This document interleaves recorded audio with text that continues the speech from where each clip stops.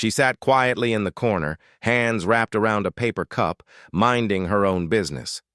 The cafe was warm, but the stairs were cold. Then, without warning, hot coffee splashed across the table. A deliberate act, followed by a smirk from a man in uniform. He thought she would shrink away, stay silent. What he didn't know was that the woman before him had raised someone who could shatter his arrogance in ways he never saw coming, and in minutes he would learn exactly how wrong he was. For most of her life, Marlene had been invisible to the world. A widow in her late 50s, she preferred quiet corners and warm tea over noise and attention. She lived in a modest apartment on the edge of the city, her days spent between volunteering at the community library and tending to her small garden. That morning, the cafe was just a stop before heading home. She had no reason to expect anything unusual.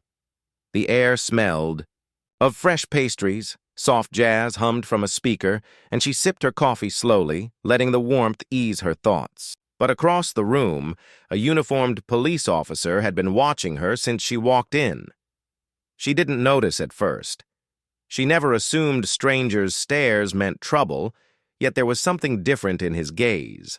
Not curiosity, but a quiet challenge, the kind born from a sense of untouchable authority.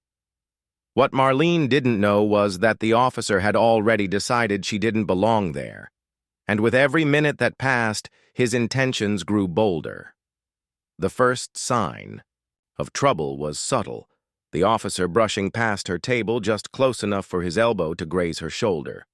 She murmured a quiet, "Excuse me," but he didn't acknowledge it. Instead, he lingered at the counter, speaking to the barista in a low voice while glancing in her direction. Marlene kept her focus on her cup. She'd learned long ago that sometimes silence was the only shield, but the weight of his presence pressed harder with each passing moment. Then came the sound, slow, deliberate footsteps returning to her table. He stood beside her, towering, casting a shadow over her seat. "You sure you can afford to be here?" he said, his tone dripping with mockery. She looked up, startled, meeting his cold, taunting smile. Before she could answer, the officer reached for the cup on the edge of her table. In one smooth motion, he tipped it, sending a stream of hot coffee splattering across the wood and dripping to the floor. A few drops landed on her hand. She flinched, more from the humiliation than the heat. Gasps rippled through the cafe.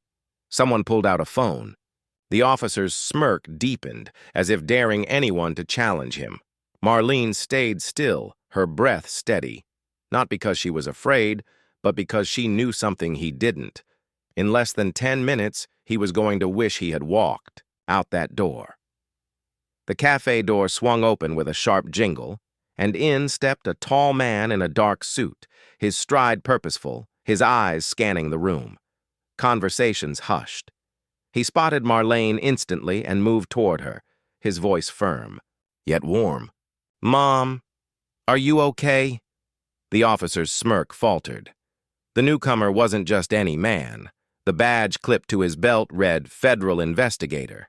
And not just any investigator. This was Daniel Hayes, the lead on multiple high-profile corruption cases. Marlene rose slowly, brushing the last of the coffee from her hand. Daniel's gaze shifted to the officer, his tone turning cold. "Do you have any idea who you just assaulted?"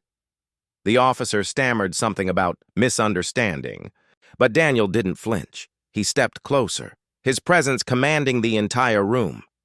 "I've been building a case for months," he said quietly, "and you just handed me everything I needed. In front of witnesses, on camera." Phones were still recording. The officer's face drained of color. In that frozen moment, the cafe's air seemed heavy with the weight of a truth he could no longer escape. His power meant nothing here. The officer didn't resist when Daniel took his badge and ordered him to wait outside for backup. The cafe remained silent, the quiet broken only by the low hum of phones capturing every second. Customers exchanged glances, some relieved, others stunned, as justice for once seemed immediate. Marlene sat back down, her hands steady. She wasn't smiling. This wasn't a victory she enjoyed. Years of watching injustice taught her that moments like this were rare and often temporary. But in that room, with eyes watching and truth laid bare, she felt the smallest shift, a crack in the wall of impunity. Daniel returned, resting a reassuring hand on her shoulder. "This isn't over, Mom, but it's a start."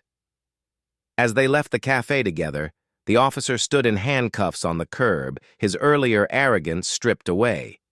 And those who had witnessed it would carry the memory, a reminder that the quiet ones often hold the loudest truths. The question is, how many more will have to suffer before moments like this become the norm, not the exception?